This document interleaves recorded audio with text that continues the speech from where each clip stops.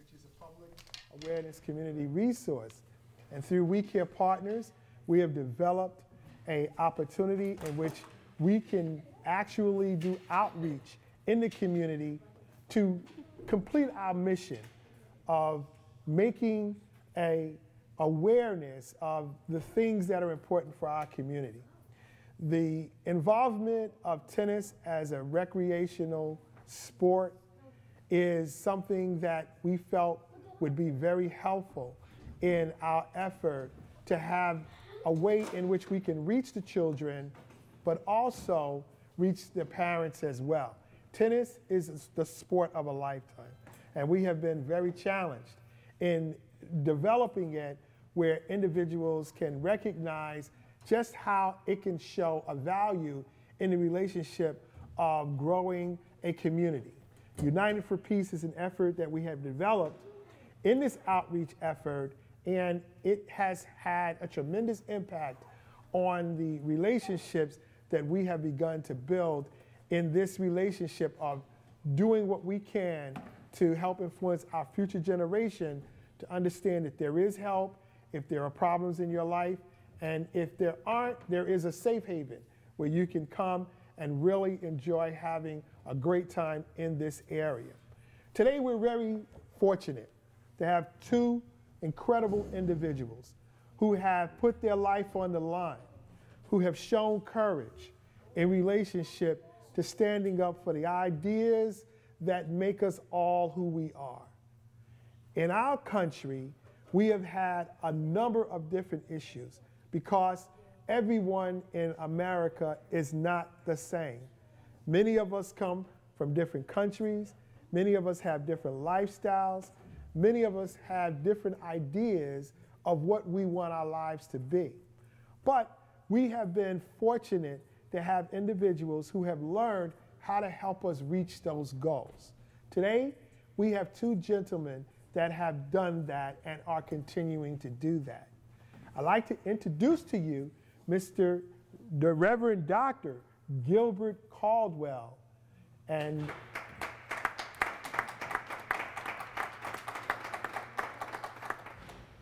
Dr. Caldwell has had a lifestyle that many of you have only learned from a history book.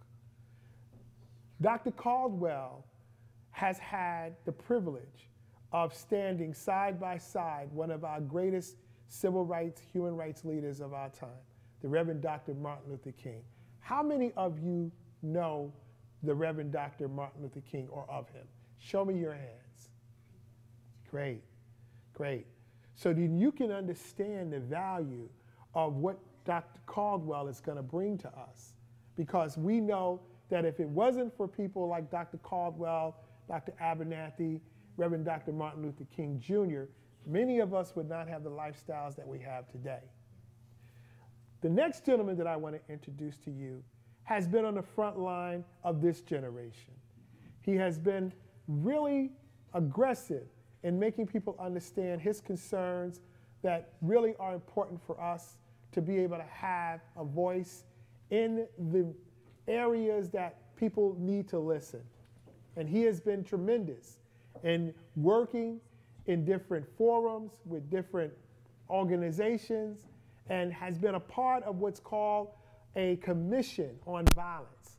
And the Commission on Violence has done some remarkable work in coming up with a blueprint as to what we need to do to stop the violence in our community. How many of you every day turn on your TV or look in a newspaper and see that somebody got killed or somebody is hurt or people are going through some real major problems that we can't control? Let me see a show of hands. Now that's really good, because let me tell you that by that kind of influence in your lifestyle, it can create some major problems.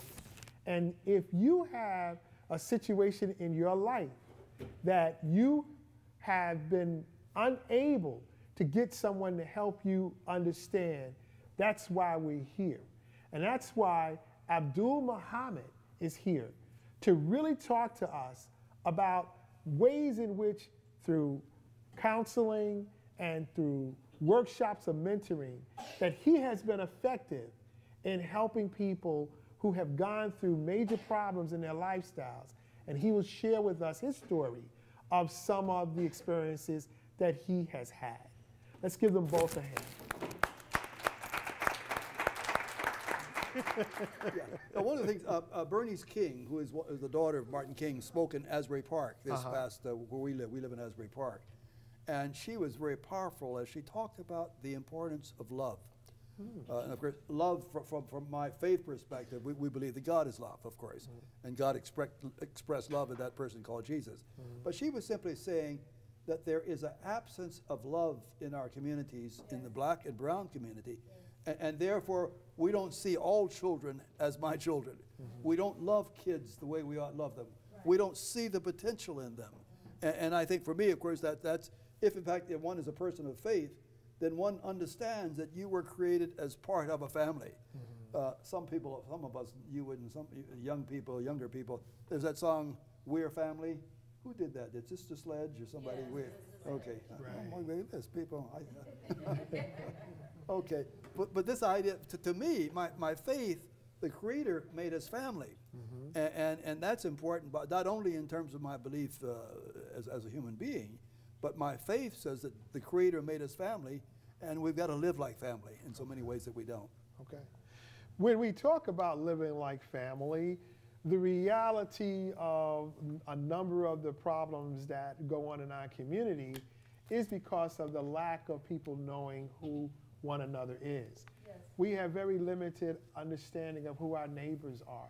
And on a number of different situations, there have been people in their family life, which they call domestic life, that have caused a lot of hardship. And in many cases, there is no remedy. Abdul Muhammad has been very fortunate that in a situation of his life, he had to overcome the obstacle of being able to learn how to deal with overcoming that particular problem. Abdul, the concern that I have is that it drove you to become more passionate about learning how to not only deal with your own difficulties, but to help others. Why don't you share with us some of your background and where it has really brought you to a confidence that you know it can help others? First and foremost, giving all praise to my Lord and Savior Jesus Christ. You know, and I always like to say that because when people hear the name Abdul Muhammad, the first thing they assume Islam. And I'll talk more about my transition from there to where I'm at today. But needless to say, I'm very much in awe of what Reverend Caldwell has shared with his experience, because we're sitting here literally listening to history, and we're listening to the wisdom, you know, because I think this is what's missing in our community. Yes. We have not had the opportunity to sit down with our elders, or as we would say, our griots, to extract and get the information of what took place years ago to pass on down to them. Yes. And I think that's where the bridge has been missing at. For me, you know, I came into consciousness of who I am in, you know, as you said, in difficult times, you know, and I remember, you know, I grew up here in the city of Newark all my life, but, you know, not too far from where we're sitting at right here, about a block down on 19th Street and 19th Avenue. I grew up in this area. One fatal day, May 30th, 1987, right down the street here, I had a 22 automatic handgun with hollow point bullets in it, right, in my hand, and it was over an argument between me and my brother. And in the process of that argument, my mother was standing there, and I wound up taking that gun and shooting my brother in the temple and killing my brother. That was over 28 years ago. And I'm literally sitting back in the neighborhood that I grew up with my brother, talking about this here. But I fell in love with my blackness in the belly of the beast. I came into knowledge of who I am by studying Dr. King, studying the struggle of Dr. Abernathy and Andrew Young, and even the contributions of Malcolm X and Elijah Muhammad, and then going back beyond that into antiquity times, you know, to what Gerald Massey and to what Sheikh Anta Diop and all of them gave to us as a legacy. So that gave me proudness. That gave me proudness and profoundness of who I am as a man. So I vowed that when I came home, that I would never, ever allow myself to be a part of a problem, but a part of a solution. And so when I came out of prison after doing 10 years in prison in 1987, I'm proud to say as a black man, I never recidivated. I never went back, you know, because I vowed to come back to empower my community, particularly our young people. And I think that it speaks volumes. It speaks volumes. One of the things that we have been limited in doing, and Reverend Caldwell, and I understood your point of view, is that we don't teach our young folk to have patience, to listen, and to learn. And the reason why we don't do it is because we don't want to take on the responsibility of being able to keep them in a level of understanding of how to appreciate it and be respectful of it. The more we provide it for them, the better it is for them. And that's where I felt this would be a profound moment for them to be able to interact with you all after we have a brief discussion, and to really see exactly what kind of personalities I have in my group. Because one of the things that we don't do is observe who we're actually working with. And we spend time trying to get them occupied rather than making them aware of what they're being occupied with. And I think that that's what you're sharing with us right now, that incarceration wasn't the best thing for you, but getting it made you more aware of how you can be able to challenge it in a relationship for others. The details of this particular issue is what they say in many instances, the devil is in the details. You have been out doing tremendous things in relationship to coming up with your own solution, but you've gone through some real pitfalls. Talk to me about your frustrations. Well, I wouldn't necessarily say it's a frustration, because like most guys that are ex-offenders, they get frustrated because they can't get jobs, they can't get opportunities. I never accepted that. I never accepted that because, you know, I went all the way to the 11th grade and I dropped out. I didn't drop out because I couldn't perform. I dropped out, and especially our young people listening to this, I want you to understand peer pressure. You know, I dropped out because I wanted to be accepted. I wanted to fit in. So it was not because I wasn't getting good grades. So when I dropped out of school and I dropped into society, began to do what I wanted to do, and when I went to prison, you know, I always tell people the best thing the Department of Correction ever did for me was mandate me to go back to school. That's the best thing they ever did for me. I remember in Royal State Prison sitting in front of the classification committee, and I was 19 years old, and they told me, you know, because I'm under 21, it's mandated by the state of New Jersey, you gotta go to school. So I was like, okay, all right, I'm going to school. Because I didn't have no reason why I wanted to work in any shops anyway. You know, so I went to school, Herb. In the process of going to school, I went and I sought to get my GED. In the process, I got my GED. After I got my GED, I became a paraprofessional. I became a teacher's assistant in the classroom. Then Mercer County College was offering college courses back then in Trenton State Prison and Royal State Prison. And I went on and I got my associate's degree in prison. So I was transforming while I was in confined, because I was coming up with my plan of success, because I seen so many of my peers that was coming in and being part of the revolving door of coming back and forth, I said, that's not me. That's not going to be me. I'm not going to use my incarceration as a badge of honor. I'm not going to use my incarceration as a crutch either. Because I believe that as long as I tap into what he have tapped into in the civil rights leaders or what our people have left for, we have enough profoundness among us as a people to be proud of.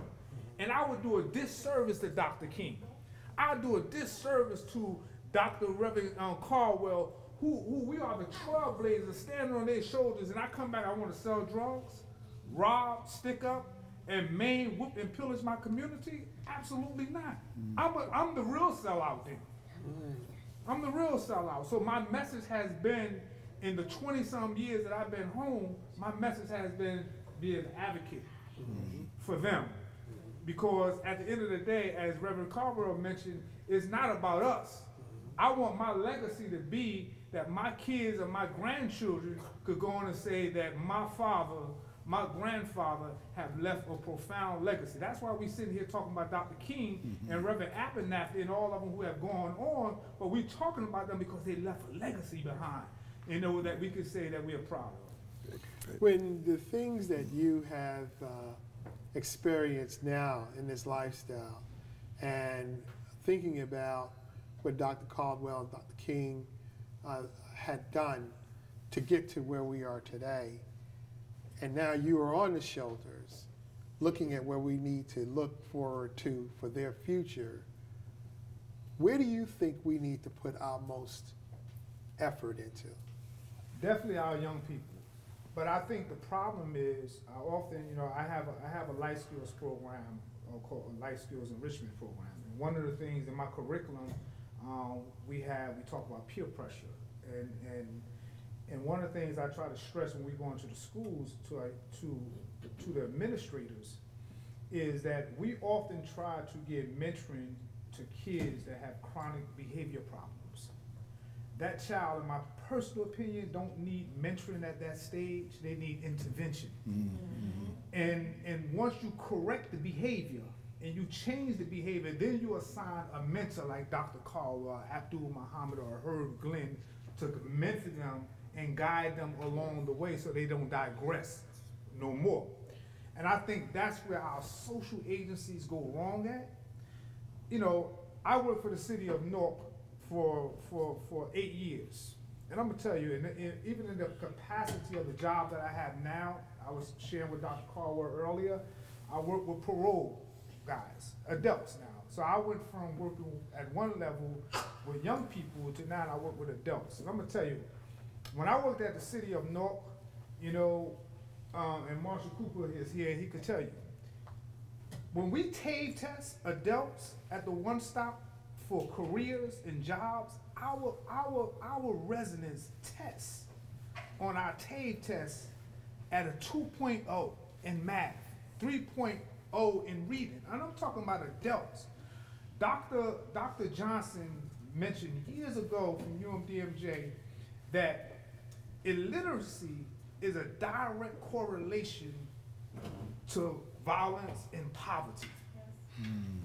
And we have to stress to parents the importance of empowering our young people with education, but also empowering them with their culture, because their culture gives them a sensibility of who they are and the proudness of who they are. So now it makes them want to get up in the morning and go to school to get that education. That's what empowerment looks like going forward, because that's the only way we're going to hearken their attention and get their attention. We got to have a different methodology than the methodology that we've been using for the past 15 or 20 years that don't work, because it's a watered down one that's based upon, you know, so many illusions, you know, that it don't speaks to their essence of who they are. We spend a considerable amount of our time in conflict management, and in most cases, really trying to get inside the head of these kids, because nobody really takes the time to understand exactly what they're thinking. When we find out some of the critical situations in their lifestyles, some of them haven't seen their dad for years. In most cases, the only thing they know about their father is that he was locked up in jail and he only seen him when he was a baby. Or you find some that have conflict in their household based upon sibling rivalries. What happens when Coach see you standing around beating on one another? What do I tell you to do? Tell you to stop, right? Why? And sometimes you say, put your hand on your... Hey, wait a minute. That's bullying. You got to give him a chance. Giving somebody a chance is very important in teamwork. Yes. Making friends. Making friends mean that you have fun with your friends. Only 2 friends I got here is... And why is that? Actually 3, 1, 2, and Why are they the only ones that are your friends? only actually 4. So when we discuss with you about abuse, it's not always drugs. Abuse is when you try to hurt someone instead of help them. Or abuse is when you abuse somebody in the gym. But anything, it could be something good. It could be something good that's good for you. But if you're doing it out of moderation and excess, then it's going to be bad. That's when it becomes bad.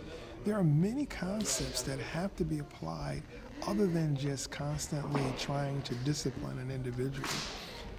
Most of the opportunities that we are taking advantage of here at the We Care Partners Family Life and Tennis Learning Center is to be able to approach an opportunity where they know that we're part of their family, and we want to continue to give them the trust to feel confident that we care about what they have as a problem and their feelings. Because in most cases, at their age, they don't think anyone cares about their feelings at all. But what we're trying to do is tell you what drugs are like so that if anyone ever tries to get you to take it, you know what it is. And then you'll know how to say no. If you never have any kind of experience with it, because you want to stay away from it, we're helping you make sure you do. But I don't really go by people like that because this boy, he was on this kind of stuff, and his girlfriend, he was like, what are you doing? Why is these people in my house? And he was like, because, right, you remember the plan I was planning on? And she was like, oh, I'm not doing that. I'm not enough for that. I'm not going to jail like you. I'm staying by myself and helping my kid do what I need to do. And he was like, okay, you do with that and I do my plan. Who was right? Which one was right? The girl. The girl was right because she should do what she needs to do, and the boy, he going into other things that he shouldn't be on. Oh, okay. Well then, you do have a good understanding of what's the best thing to do in terms of making choices, right? And that's what's so important about what we are doing here, is helping you understand how to make choices. When I show you how to play tennis, but you want to play basketball, that's a choice. Of course I'm going to do whatever I can to want you to play tennis. Yeah, because you plan this to help us, not like be other people, like be bad and stuff and get in jail. You plan this to help us do things that we need to do, not be bad and like forget about what we need to do. That's awesome. You know, I'm very happy. And how old are you again? 8. You're 8 years old. What's your name? Mary. Anna. She's one of the twins. Wow. Yeah. Okay, wow. Yeah, we have a very good family group here. Families are involved. Very good. You spoke very well. Very well. You expressed yourself very well. And like Mr. Herb said, just continue to remember that life is about choices, and the choices that we make, good or bad. All right? So you on the right track. And don't let nobody take you off that track, okay? Okay. All right. Because my brother, he likes to do bad things, and I'm trying to help him do good things and stuff. because he be playing with his friends a lot, and they be teaching him how to do bad things. So he don't listen to my mommy a lot, so I teach him how to stay in the house and don't be playing with them. And sometimes he listens. We want you to know you got a voice. So every Saturday that you come here, you got to open up your mouth. That's the only way you want to learn.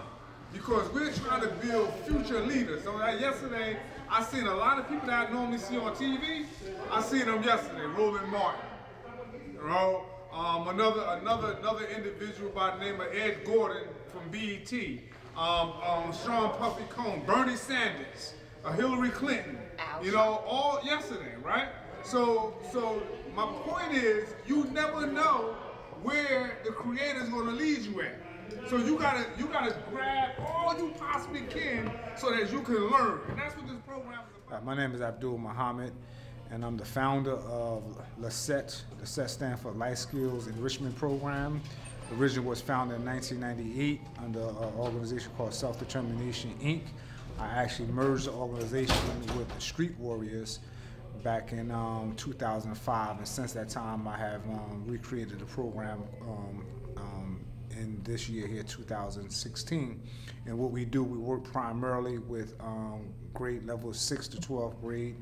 I have a curriculum called Positive Thinking that centers on peer pressure, conflict resolution, family values, domestic violence, peer pressure, financial literacy, entrepreneurship, and we kind of engage the kids over a 6-week period. We're doing a pilot program here out of the Salvation Army here in conjunction with Brother Herb Glenn and his tennis program every Saturday from hours of 12 to 2.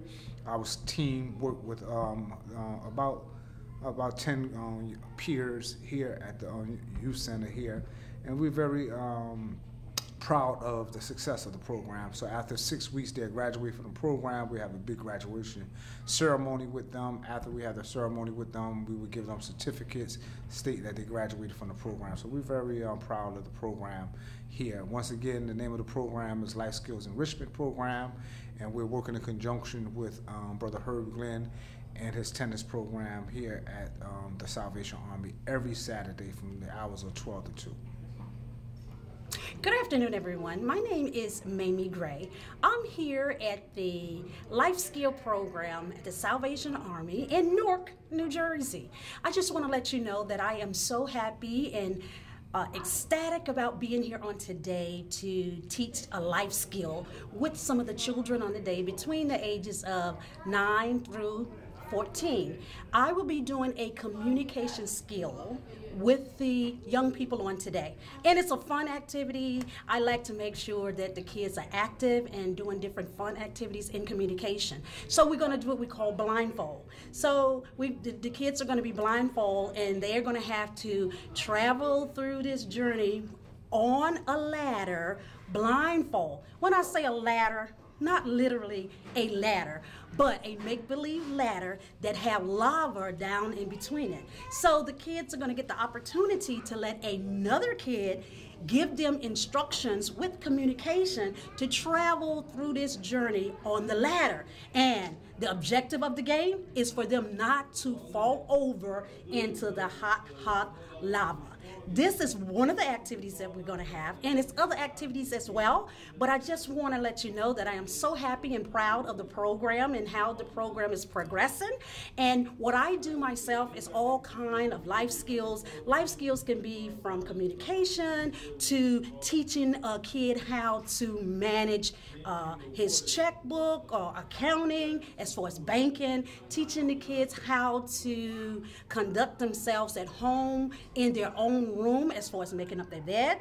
Life skill have so many different components to it, and it also have an entrepreneur component. So when you read down the list of the life skills, you would be surprised at some of the things that the kids would like to learn. We teach them as far as driving skills, as far as how to take the driving test, how to drive themselves. So life skill itself also teach them as far as career, and teach them at an early age teach them, I said, as far as accounting, as far as banking. So I just want to let you know that those are some of the skills, but we also have many, many, many exciting activities for the kids to do. And boys, let me know, there's an activity for basketball, there's an activity for football, there's an activity for soccer. And girls, let me let you know, there's an activity for beauty, there's an activity for you to learn as far as your career, what you would like to pursue in life. As we know, girls can become presidents as well. So sign off. Peace be with you. And I'm looking forward to coming back to the Life Skill program in Newark, New Jersey. Sign off. Mamie Gray.